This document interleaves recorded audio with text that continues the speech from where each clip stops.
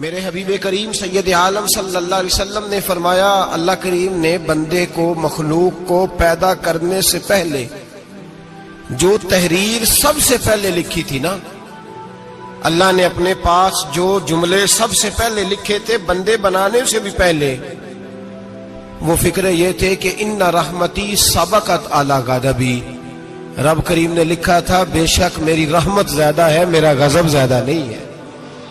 اس نے لکھا تھا کہ میری رحمت ہمیشہ میرے غضب پر غالب رہے گی، غلبہ رحمت کا ہے۔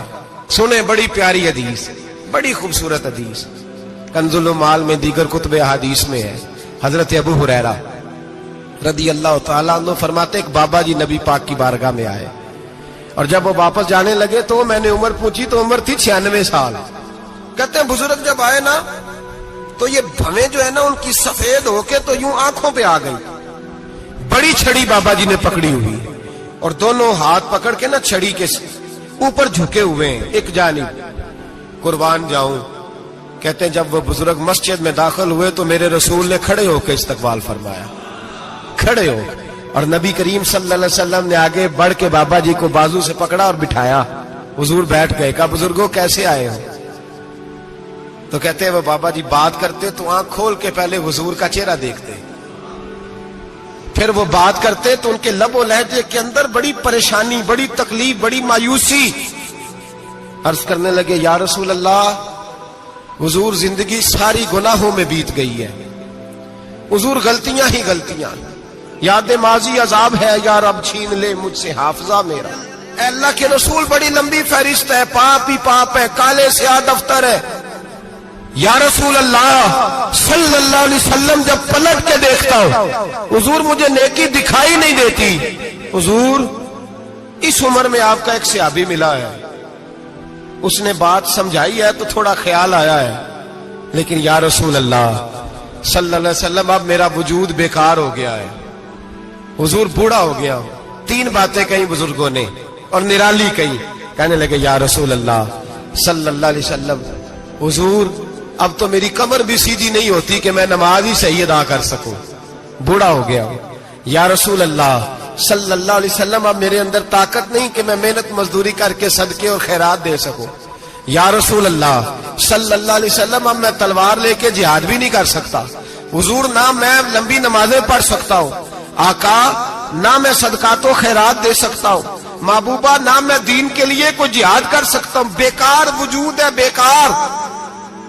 بیکار وجود کو تو گھر والے برداشت نہیں کرتے، بچے دعا کرتے ہیں یا اللہ ابا جی کو پردہ دے دے، اماں کو پردہ دے دے، بیکار ہو گیا ہوں، اور آج آیا ہوں تو مجھ بیکار کو میرا رب قبول کر لے گا؟ آج کلمہ پڑھوں تو بیکار ہوں، کسی کام کا نہیں، نہ نماز نہ صدقات نہ جہاد، قبول کر لے گا؟ حضرت ابو ہریرہ فرماتے ہیں جیسے برسات میں بارش کی جھڑی لگتی ہے، یوں مصطفیٰ کی آنکھوں سے جھڑی لگ گئی، حضور کھل کے روئے، کھل کے۔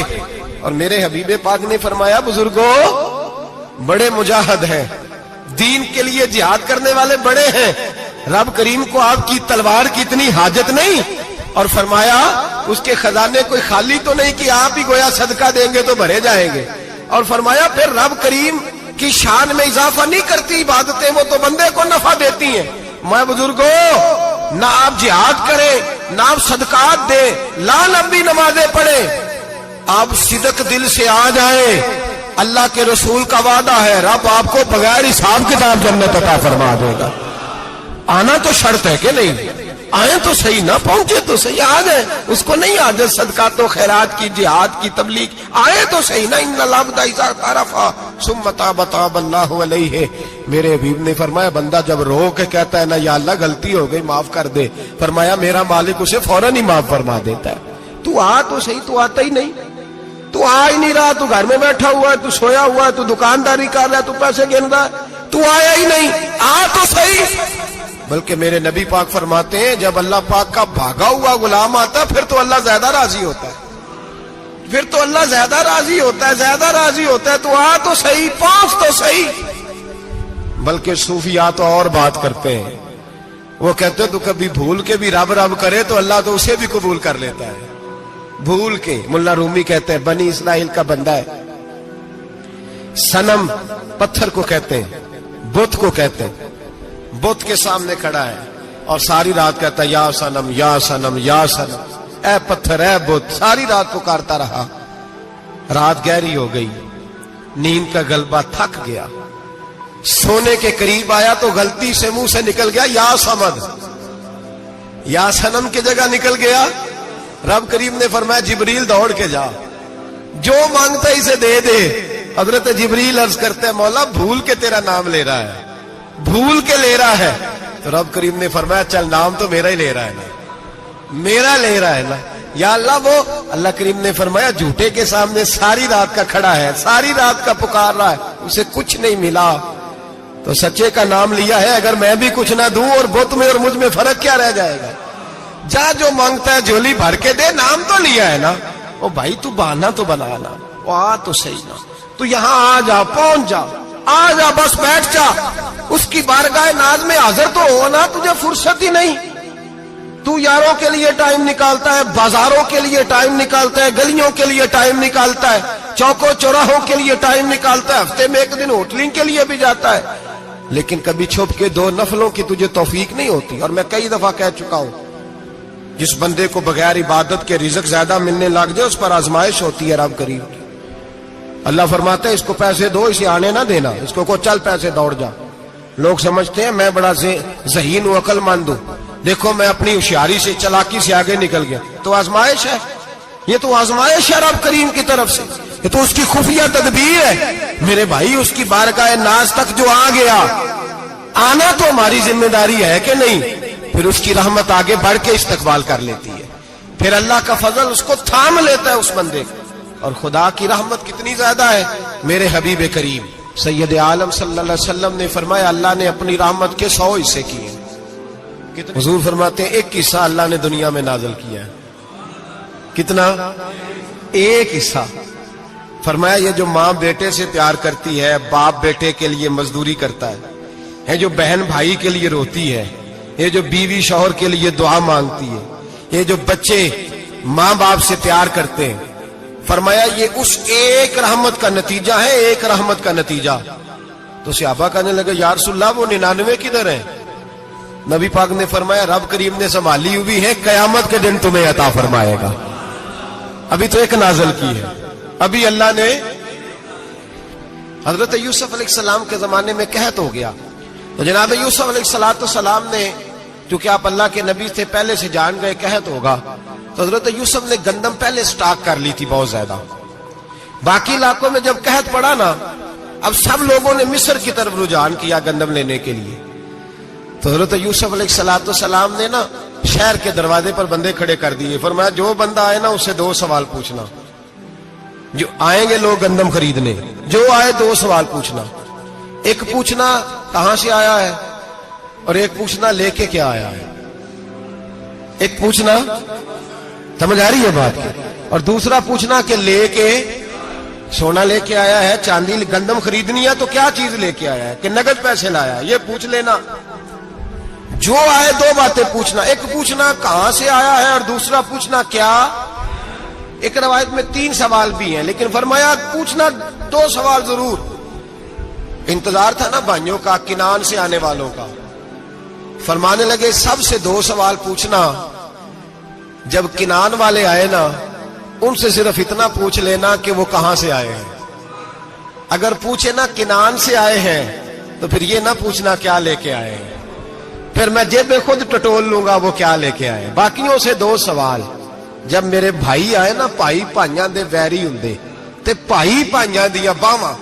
जब मेरे भाई आए तो उनसे ये नहीं पूछना कि वो क्या, बस ये पूछना कि कहां से। इतनी बात पूछना, बाकी मैं पूछ लूंगा। आप फरमाने लगे रब भी फरिश्तों से कहता है तुम कब्र में ना मेरे बंदों से ज्यादा सवाल ना करना, बस ये पूछ लेना मुझे मानते हैं, मेरे नबी को मानते हैं। कब्र में तुम इतने सवाल पूछ लेना, बाकी लेके क्या है वो मैं खुद ही पूछ लूंगा। फरिश्तों के सामने रब करीम अपने बंदे को बेआबरू करना, बस तू ये बता दे अल्लाह रसूल को मानता है कि नहीं।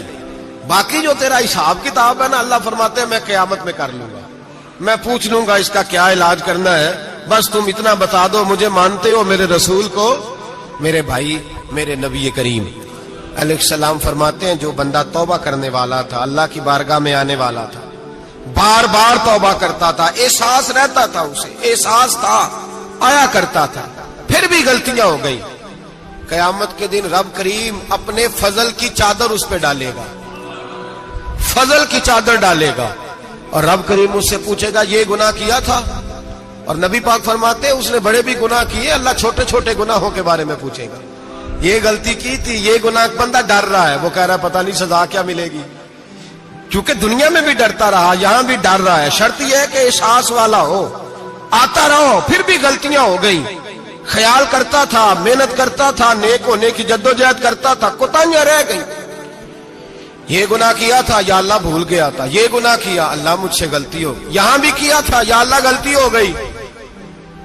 نبی پاک صلی اللہ علیہ وسلم فرماتے ہیں چھوٹے چھوٹے گناہ اللہ دکھا رہا ہے اور اسے کہہ رہا ہے یہ کیا تھا، مانتا جا رہا ہے، رب کریم فرماتا ہے پتہ ہے میں تیرے ساتھ کیا کرنے والا ہوں، ٹانگیں کانپ گئی، یا اللہ پتہ نہیں، فرمایا میں تجھے ان گناہوں کے بدلے نیکیاں دینے لگا ہوں، ان گناہوں کے بدلے نیکیاں۔ نبی پاک فرماتا ہے فٹافٹ ہی بول پڑا، کہنے لگا یا اللہ میں نے تو بڑے بڑے گناہ بھی کیے، اگر تو نے گناہوں کے بدلے نیکیاں دینی ہیں تو میرے تو بڑے بڑے پاپ بھی ہیں، وہ دوسرے کدھر ہیں؟ میرے حبیب کریم علیہ الصلوۃ والسلام فرماتے ہیں رب مسکرائے گا جو رب کی شان کے لائق ہے، اللہ فرمائے گا تیرے دل میں احساس تھا، تو آیا کرتا تھا، تو توبہ کرتا تھا، تو میری بارگاہ ناز میں آتا تھا، پتہ تیرے اوپر چادر کیوں ڈالی ہے؟ یا اللہ نہیں، فرمایا میں تجھے اپنی رحمت کی چادر میں چھپا کے جنت میں داخل کرنا چاہتا ہوں۔ میرے بھائی تو آ تو صحیح، تو پہنچ تو صحیح۔ میرے نبی کریم علیہ الصلوۃ والسلام نے ایک دن صحابہ سے پوچھا ایک بات تو بتاؤ، بخاری مسلم کی حدیث ہے، یا رسول اللہ پوچھئے۔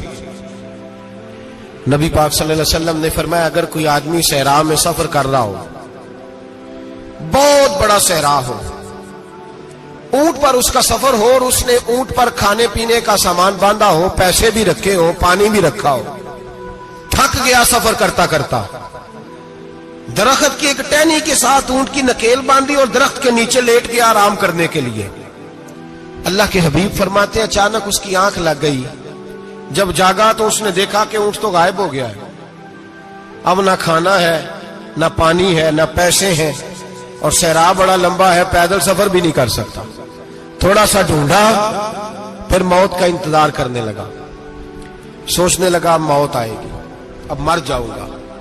اللہ کے محبوب فرماتے ہیں تھوڑی دیر گزری، جب بالکل مایوس ہو گیا تھا تو اچانک نظر پڑی تو اونٹ اس کا سامنے کھڑا تھا، نبی پاک سے صحابہ سے پوچھتے ہیں بتاؤ، اس کی کل کائنات اجڑ گئی تھی، راس ضائع ہو گئی تھی، ہر شے لٹ گئی تھی، دوبارہ اسے مل گئی ہے، بتاؤ اسے کتنی خوشی ہوگی؟ صحابہ کہنے لگے یا رسول اللہ نئی زندگی مل گئی اس بندے کو، وہ ساری دنیا سے زیادہ راضی ہے۔ تو میرے کریم رسول صلی اللہ علیہ وسلم نے فرمایا رب کریم کا نافرمان بندہ جب اس کی بارگاہ میں آ کے توبہ کرتا ہے تو اللہ اس سے بھی زیادہ راضی ہو جاتا ہے۔ نافرمان جب آ کے کہتا ہے یا اللہ معاف کر دے آئندہ نہیں کرتا، میں اللہ تو راضی ہو جاتا ہے۔